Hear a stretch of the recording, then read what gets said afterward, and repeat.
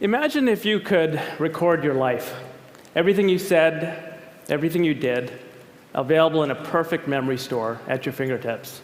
So you could go back and find memorable moments and relive them, or sift through traces of time and discover patterns in your own life that previously had gone undiscovered. Well, that's exactly the journey that my family began 5.5 years ago. This is my wife and collaborator, Rupal, and on this day, at this moment, we walked into the house with our first child, our beautiful baby boy. And we walked into a house with a very special home video recording system. Ready? 1 second. Okay. This moment, and thousands of other moments special for us, were captured in our home because in every room in the house, if you looked up, you'd see a camera and a microphone. And if you looked down, you'd get this bird's eye view of the room. Here's our living room, the baby bedroom, kitchen, dining room, and the rest of the house. And all of these fed into a disk array that was designed for continuous capture. So here we are flying through a day in our home as we move from sunlit morning through incandescent evening, and finally lights out for the day. Over the course of 3 years, we recorded 8 to 10 hours a day, amassing roughly 250,000 hours of multi-track audio and video. So you're looking at a piece of what is by far the largest home video collection ever made. I think that's clear. And what this data represents for our family at a personal level, the impact has already been immense, and we're still learning its value. Countless moments of unsolicited, natural moments, not posed moments, are captured there, and we're starting to learn how to discover them and find them. But there's also a scientific reason that drove this project, which was to use this kind of natural longitudinal data to understand the process of how a child learns language, that child being my son. And so, with many privacy provisions put in place to protect everyone who's recorded in the data, we made elements of the data available to my trusted research team at MIT so we could start teasing apart patterns in this massive data set, trying to understand the influence of social environments on language acquisition.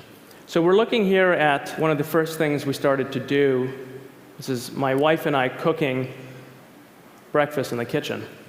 And as we move through space and through time, a very everyday pattern of life in the kitchen, in order to convert this opaque 90,000 hours of video into something we could start to see, we use motion analysis to pull out, as we move through space and through time, what we call space-time worms. And this has become a part of our toolkit for being able to look and see where the activities are in the data, and with it, trace the patterns of, in particular, where my son moved throughout the home, so that we could focus our transcription efforts, all the speech environment around my son, all the words that he heard from myself, my wife, our nanny, and over time, the words he began to produce. So with that technology and that data and the ability to, with machine assistance, transcribe speech, we've now transcribed well over 7 million words of our home transcripts. And with that, let me take you now for a first tour into the data. So you've all, I'm sure, seen time-lapse videos where a flower will blossom as you accelerate time. I'd like you to now experience the blossoming of a speech form. My son, soon after his first birthday, would say gaaaa to mean water. And over the course of the next half year, he slowly learned to approximate the proper adult form, water. So we're going to cruise through half a year in about 40 seconds. No video here, so you can focus on the sound, the acoustics, of a new kind of trajectory. Gaaaa to water. Gaaaa, gaaaa, gaaaa, gaaaa.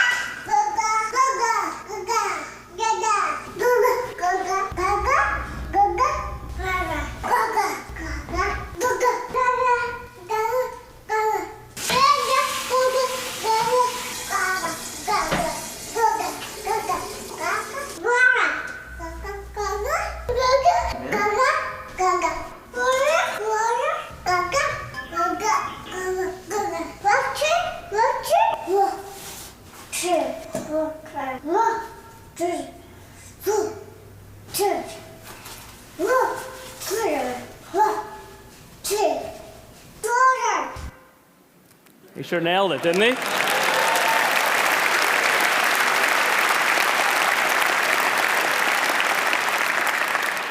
So he didn't just learn water. Over the course of the 24 months, the first 2 years that we really focused on, this is a map of every word he learned in chronological order. And because we have full transcripts, we've identified each of the 503 words that he learned to produce by his 2nd birthday. He was an early talker.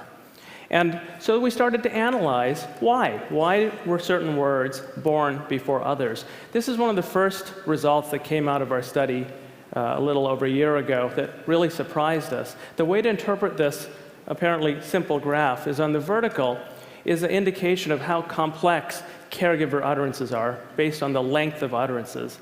And the vertical axis is time.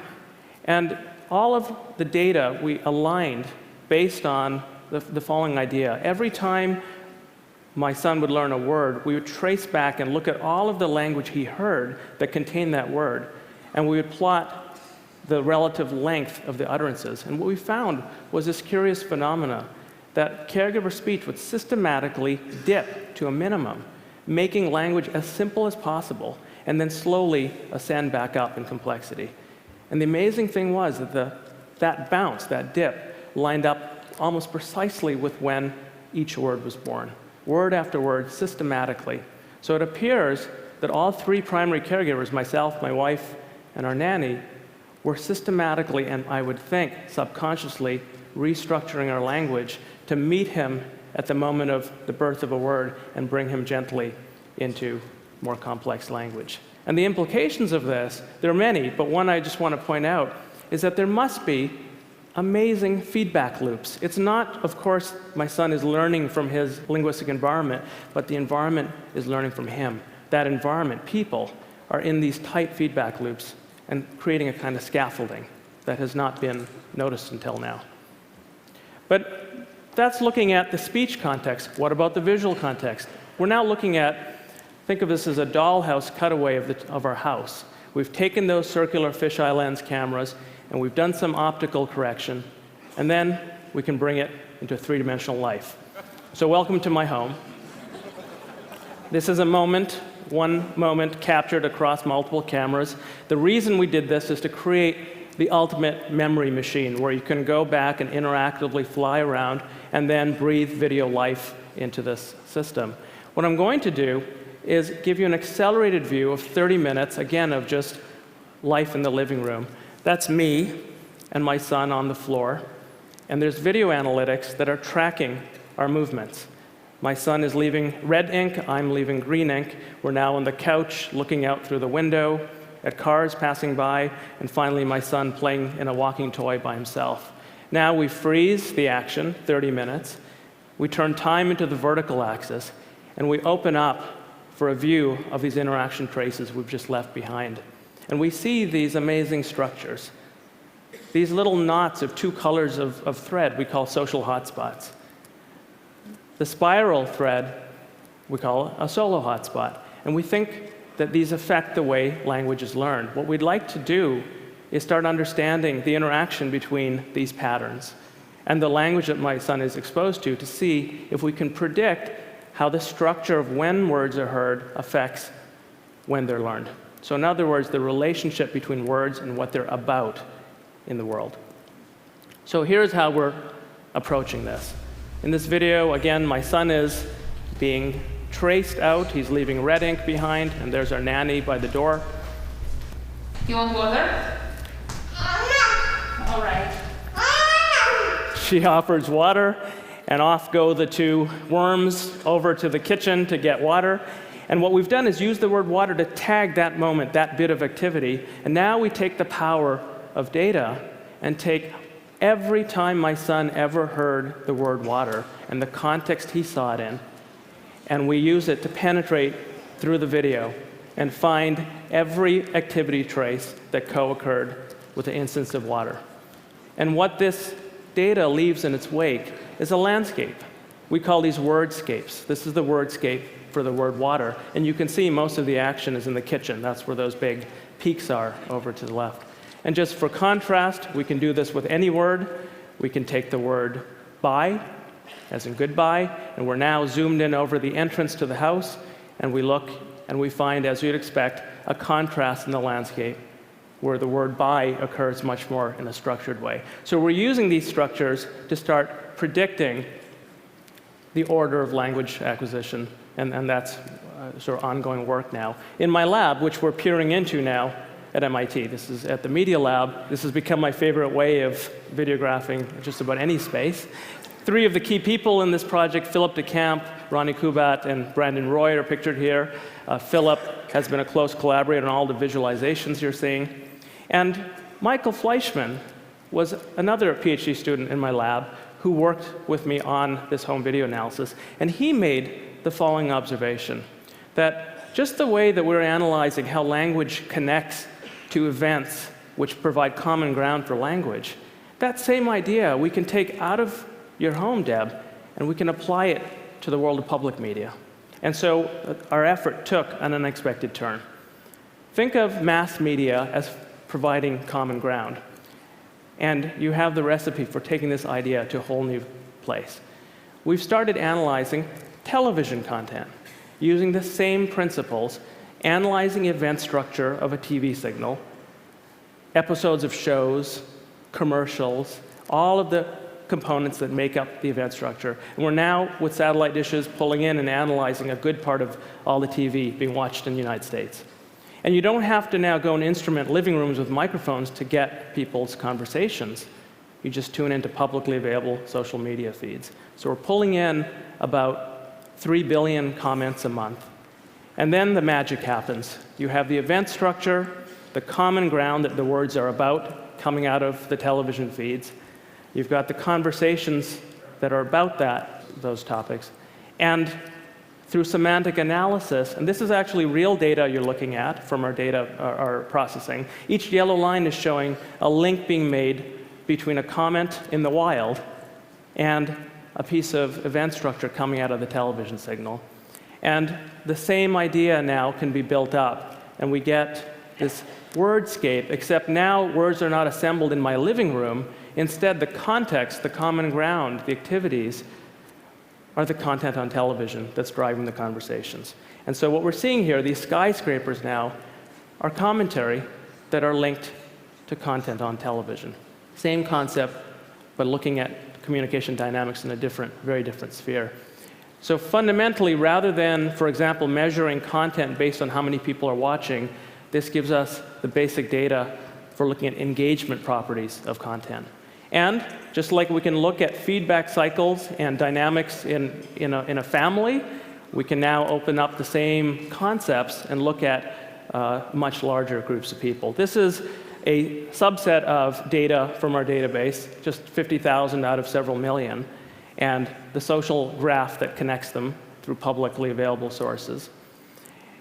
And if you put them on one plane, a second plane is where the content lives.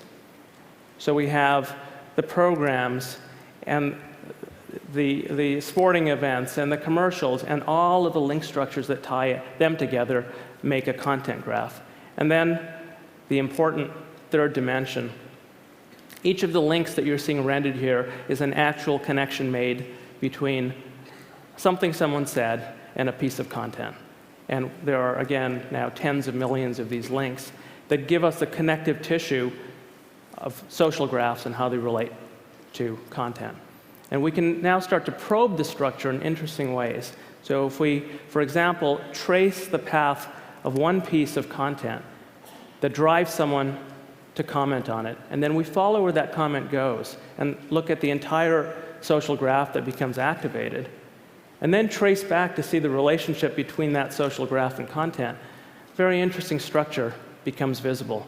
We call this a co-viewing clique, a virtual living room, if you will.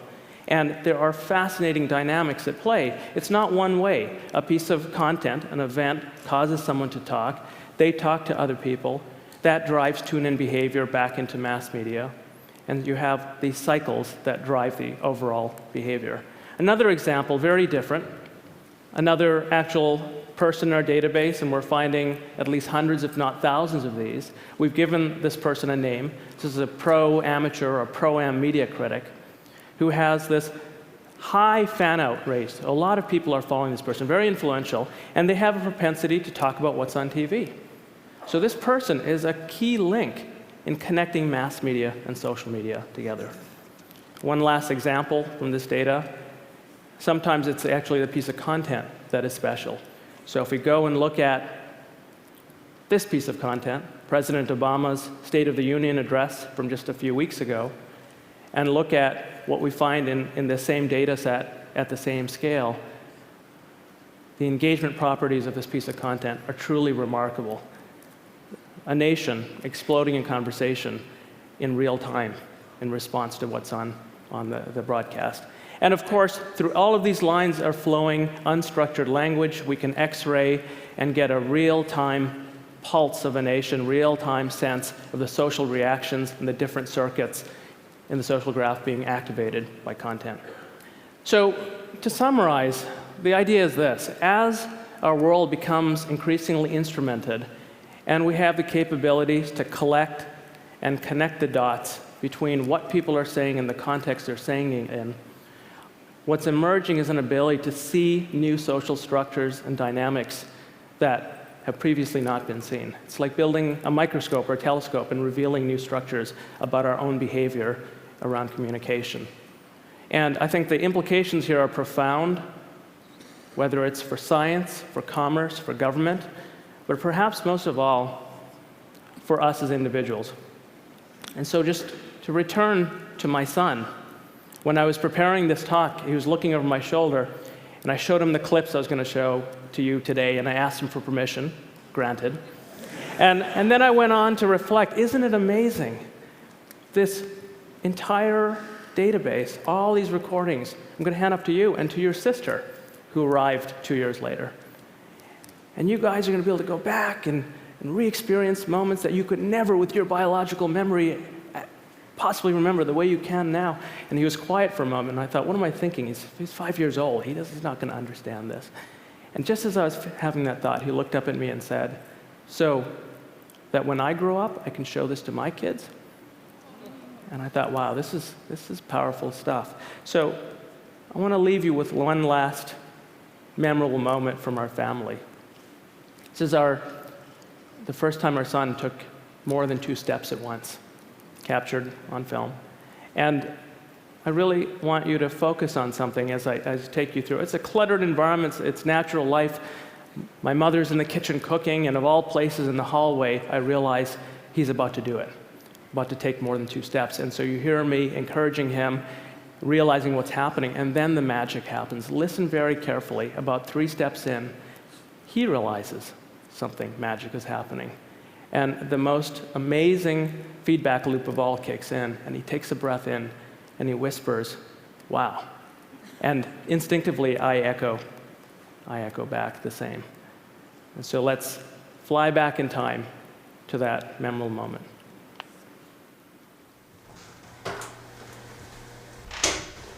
Hey, come here.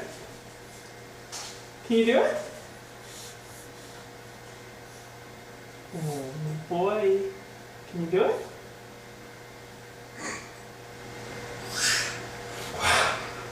Now he's walking.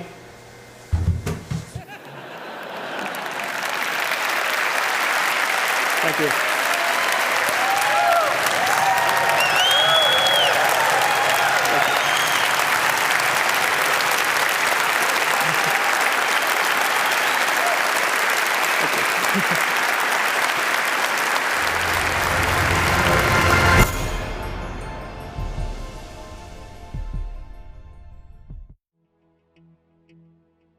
When I think about succeeding in business, I think there's a couple of considerations.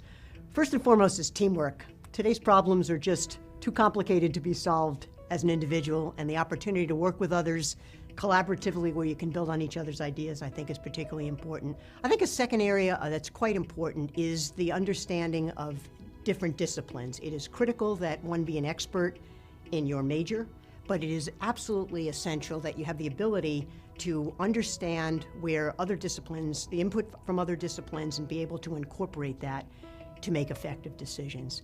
And then last but not least, we are in a global business community, and so the opportunity to understand cultures, different cultures around the world, to be able to incorporate some of the learning from those cultures and to incorporate that into your business decisions is essential to success. I have 3 degrees from Cornell, so I'd say just about everything that has prepared me came from Cornell, and I am indebted to the university for that experience. But as I think particularly about my business school career, I think the exposure to a variety of disciplines, the wealth of resources across the university were exceptionally helpful.